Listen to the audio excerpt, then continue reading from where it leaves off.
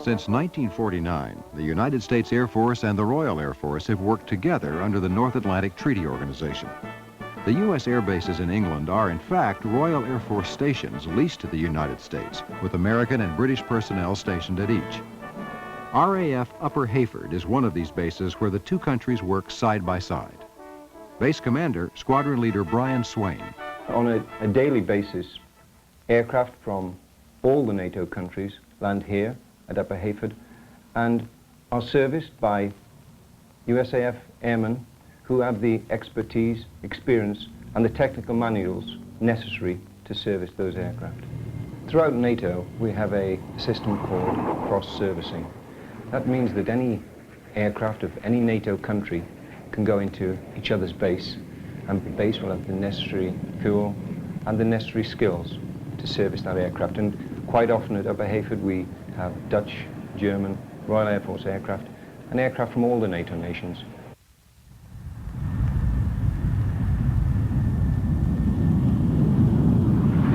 Here at RAF Upper Heyford we have the F111 aircraft, which on a typical mission, shortly after takeoff, comes directly under the control of Royal Air Force controllers.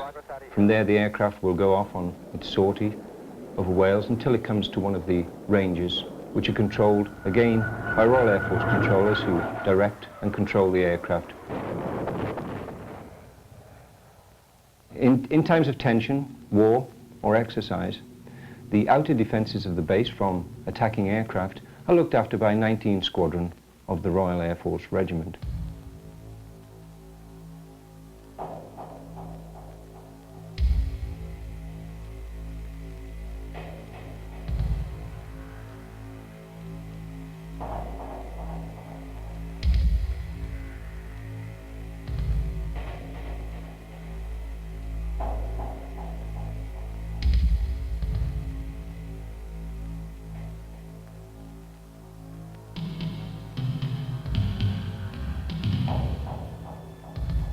The Rapier missile units of the 19th Squadron are funded by the United States Air Force. Designed and operated by the British, the Rapier missile is deadly and offers a virtually impenetrable defense for American air bases in the United Kingdom.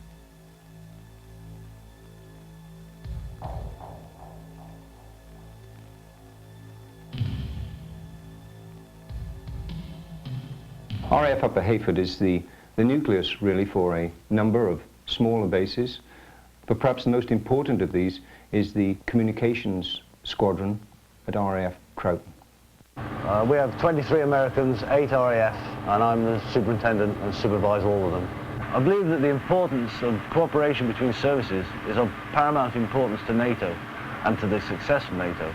At this site in particular, the RAF do a 5-year tour, the Americans only do a 2-year tour. This means that the RAF provide continuity of expertise that's needed to allow us to have maximum availability on the circuits. American and British get along well. On a monthly basis, we have the pub lunch, we go down there, have a meal, play darts. I'll tell you what, is everybody knows why we're here, is we want to say goodbye to Graham here.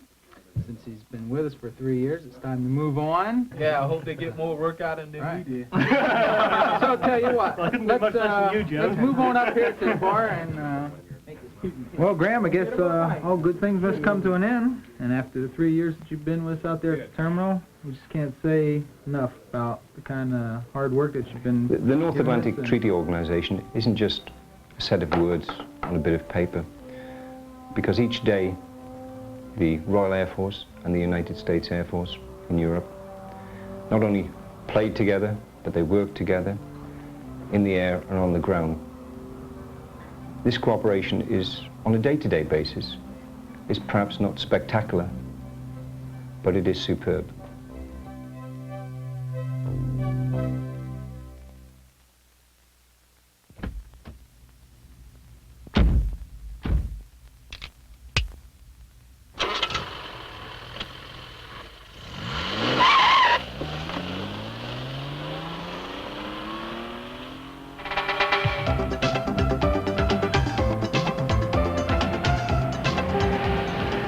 Get your seatbelt, Dad.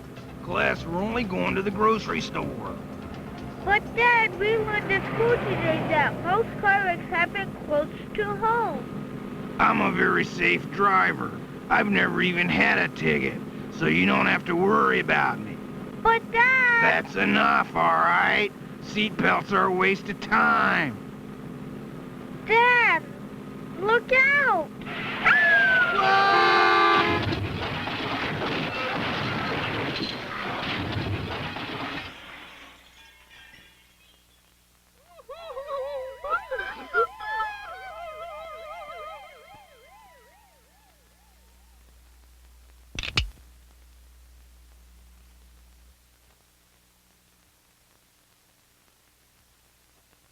This camera crew and I are at the Pasadena Playhouse, where I would like to talk to you, as Brooke Shields, the person, about the USO. Entertaining an audience is hard work, yet it is our job to provide entertainment and escape for the viewing audience. Occasionally, we need to be reminded that those are merely actors and actresses on the stage and screen, creating roles. They are real people like you and I. They work long, hard hours. They have trouble balancing their checkbooks. And often, they feel out of place, too. Hollywood, like this theatrical set, represents fantasy rather than reality. What appears often on stage is very different from what exists backstage. On stage, the USO is glamorous. But the USO backstage is an organization with a slightly different function and purpose. The USO story began in 1941. From the teeming jungles of the South Pacific to the scorching deserts of North Africa, the USO was there, providing a reminder of home, a smile, a hot cup of coffee, and an occasional belly laugh. Enough, please! Sorry, did I get on you? Celebrity volunteers performed side by side with our men, and often dangerously close to the front lines. The stage took on a new meaning. It could be the back end of a truck, an open field, or the hood of a car. It didn't matter if you were a big star or not. What mattered were the precious moments of relief from the tensions and horrors of war.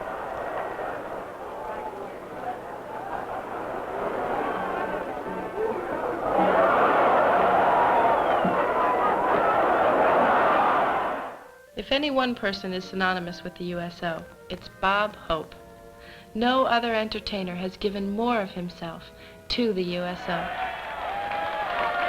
Well, some night. Some night. Some park. Some park. Some moon. Some moon. Some bench. Some bench. Some grass. Some grass. Some dew. I don't.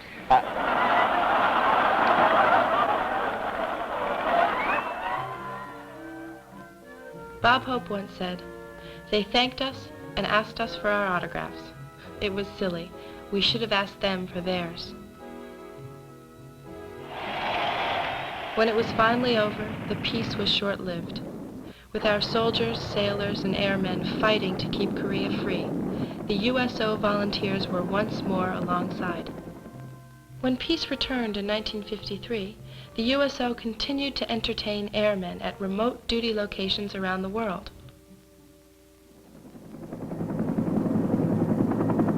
With our involvement in Vietnam, USO stages again appeared in remote jungle locations.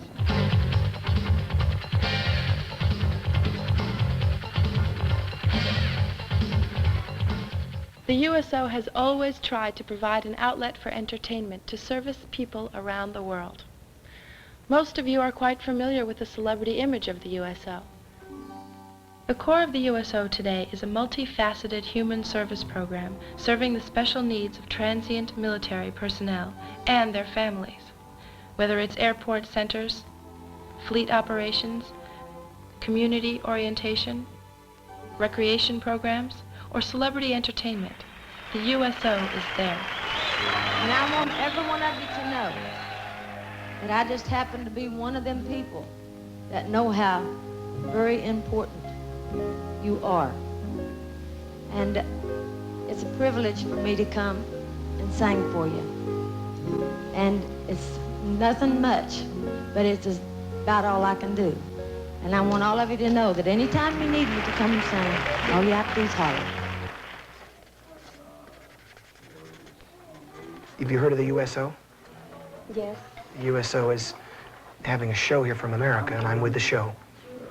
And we'll be singing tonight here on the base. Okay, so that up. Here at Hangar 6 in Terre Haute. And so I thought I might come by and say hi to some of the folks who couldn't get out. Okay. That's kind of you. We'll bring your face, we'll bring your smiling face to somebody else. They'll love you. Okay.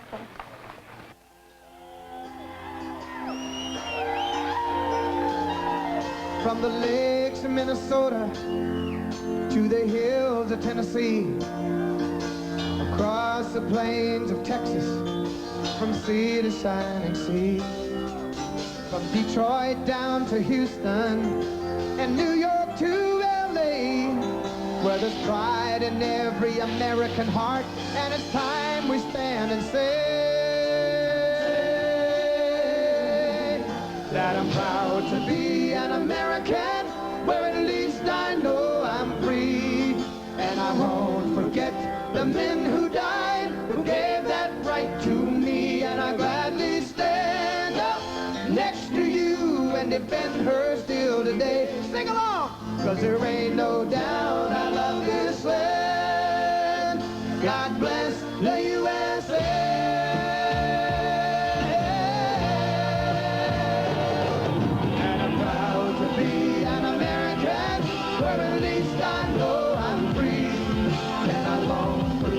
The men who died gave that right to me, and I gladly stand up next to you and defend her still today. 'Cause there ain't no doubt I love this land.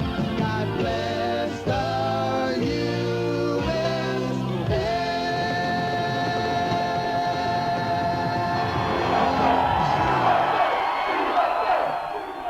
The USO.